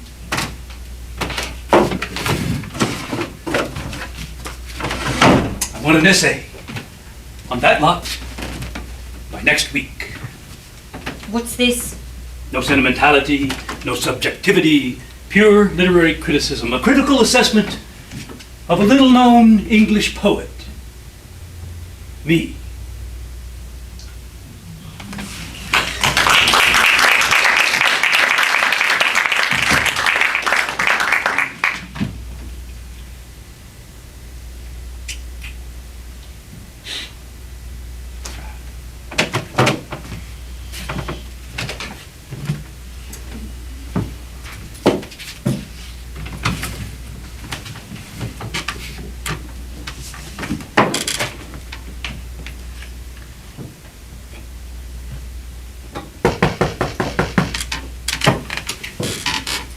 Come. Frank, are you sober? Are you? If you mean, am I still this side of reasonable comprehension, then yes. Because I want you to hear this when you're sober. Frank, they're brilliant. I mean, you've got to start writing again. I mean, they're profound, they're classy, They're fun, they're witty, full of style. Rita, tell me again and again and again. It's not just me who thinks so, Frank. Trish agrees. I mean, we were up all night talking about them. I mean, at first we saw them for just, purely contemporary poetry in its own right. Something, significant only to this century. But what makes it so much more, oh, what did Trish say? So much more resonant than purely contemporary poetry is that you can see a through line to, 19th century traditions of, wit and classical allusion. Oh. Well, that's marvelous, Rita. How fortunate I didn't show them to you earlier. What if I'd shown them to you when you first came? I know, Frank. I wouldn't have understood it. You would have thrown them across the room, dismissing them as a heap of shit, wouldn't you? I know, Frank, but that's because I couldn't have understood them. It would have been impossible for me to see, the allusions. Oh, I've done a fine job on you, haven't I? It's true, Frank. I can see now. Rita, like you, I think I shall change my name. From now on, I shall insist on being called Mary. Mary Shelley. Do you understand that allusion, Rita? What? She wrote a little Gothic number called Frankenstein. So?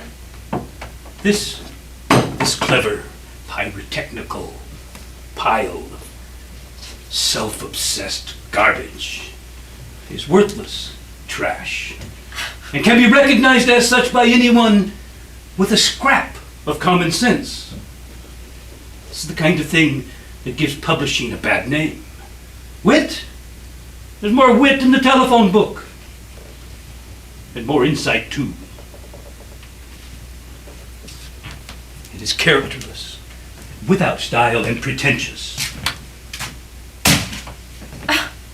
It's not. Oh, I don't expect you to believe me, Rita. You know the hallmark of literature now, don't you? Why don't you just go? I don't think I can bear it any longer. Can't bear what? You, my dear, you.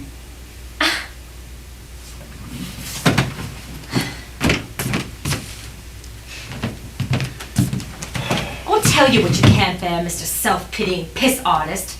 What you can't bear is that I'm educated now. What's up, Frank? Don't like me now that I'm all grown up?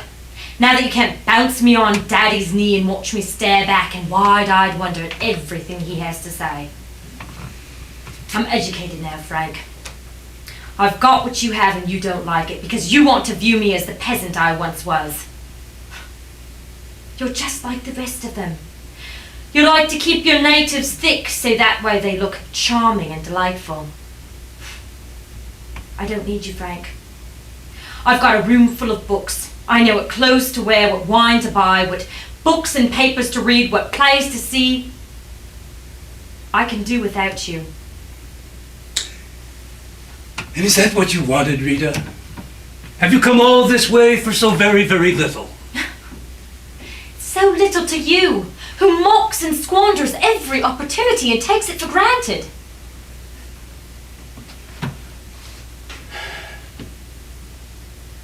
Found a new culture, have you, Rita? Found a better song to sing, have you? No. You found a different song. And on your lips it's shrill and tuneless and hollow. Oh, Rita, Rita, Rita. Rita. Rita? Nobody calls me Rita anymore. I dropped that pretentious shit when I saw it for what it was. You're stupid. Nobody calls me Rita. Oh, what is it now then? Virginia? Or Charlotte? Or Emily? Or Jane?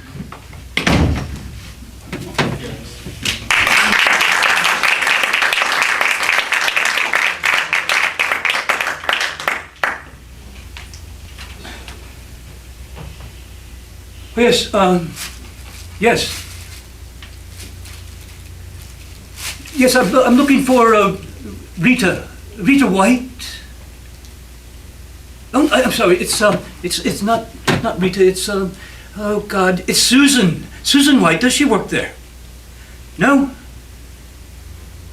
No? All right. All right, thank you.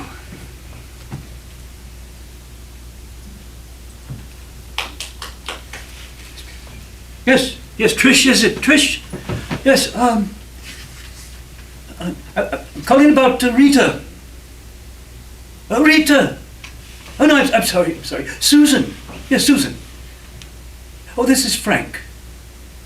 Yes, Frank, her tutor. Yes. Yes, well, you see, I've entered her for her examinations, and she doesn't know the time or where the examination will be held. I wonder, would you ask her to call in? Please. Yes. Yes.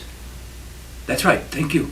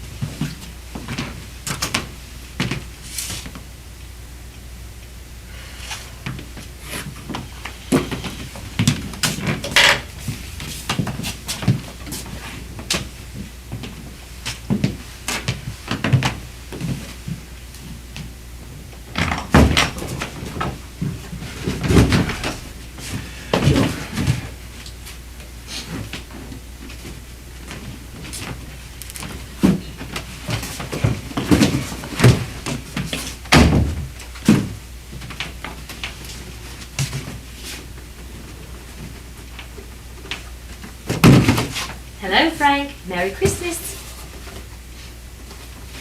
Have they sacked you? Not quite. Why are you packing your books then? Australia. Some weeks ago made rather a night of it.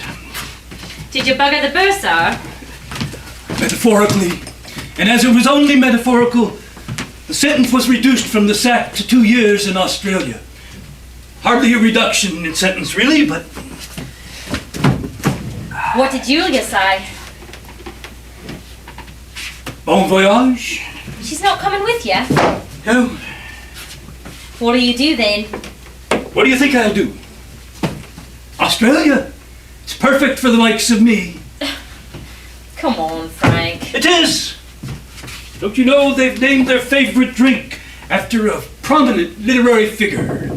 Forster's Lager, they call it. Of course, they get the spelling wrong, rather like you once did. Frank, be serious.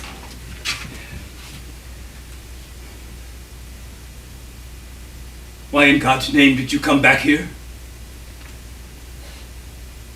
I came back to say that you're a good teacher. Thanks for entering me in the exam. Not at all. I knew how much it had come to mean to you. Yeah, but you didn't want me to take it, did you? No, you would have been thrilled if I had wrote, Frank knows all the answers across the top of my paper. I nearly did, you know. The invigilator said, you may begin. And I turned over my paper, and while the others were scribbling away against the clock, I just sat there looking at the first question. You know what it was, Frank? Describe ways in which one might deal with some of the staging difficulties in a production of Peer Gynt. Should have had no trouble with that. I did, though. I just sat there looking at it, thinking about what you had said. You know, I tried to ignore it, Frank. Pretend that you were wrong. You think that you did nothing for me, gave me nothing. In the end, I just ended up with a bunch of quotes and empty phrases. And I did. But it wasn't your doing, Frank. I was just so hungry. I wanted all the answers, and I didn't want to be questioned. I told you I was stupid. You know, it's like Trish, me flatmate. I used to think she was so cool, had it all together. I come home the other night, and she's tried to top herself. Magic, isn't it? I mean, she spends her whole life eating health foods and whole foods, and the other trying to kill herself. I just sat there looking at the question, and then I picked up my pen and started. And you wrote "Do It" on the radio? You'd have been happy if I had done that, and came running back to tell you. But I didn't.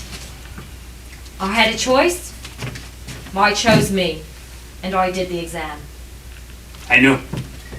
A good pass as well. Yeah? And in the end, it might all be worthless. But I had a choice. Did the exam. I chose me. You know, Frank, I had choice because of what you gave me. Because of what you taught me. That's why I came back. To tell you that you're a good teacher. I hear good things about Australia, you know. Things are just beginning out there. And the thing is, why don't you come along as well? It'd be good for us. Leave a place that's finishing, to go somewhere where it's just beginning. Isn't that what they call jumping a sinking ship? So what? You don't really believe that we can keep this one afloat, do you? You know, Frank, if you had 3 pence back on each one of those bottles, you could buy Australia. You're being evasive.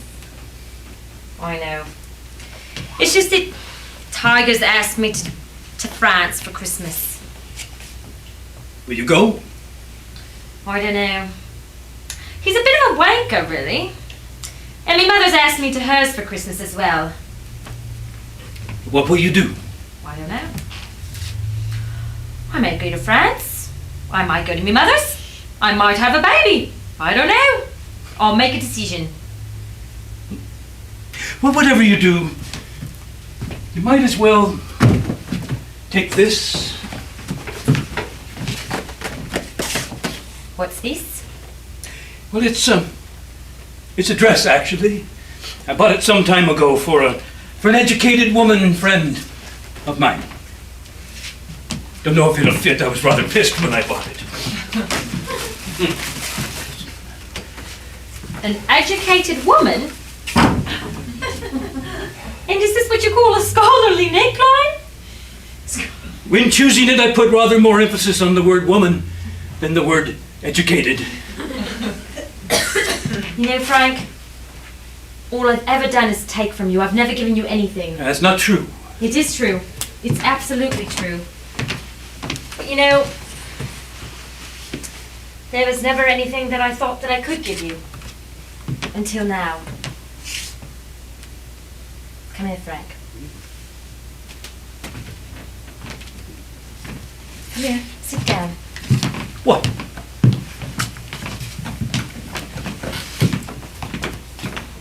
I'm gonna take 10 years off of you. Oh.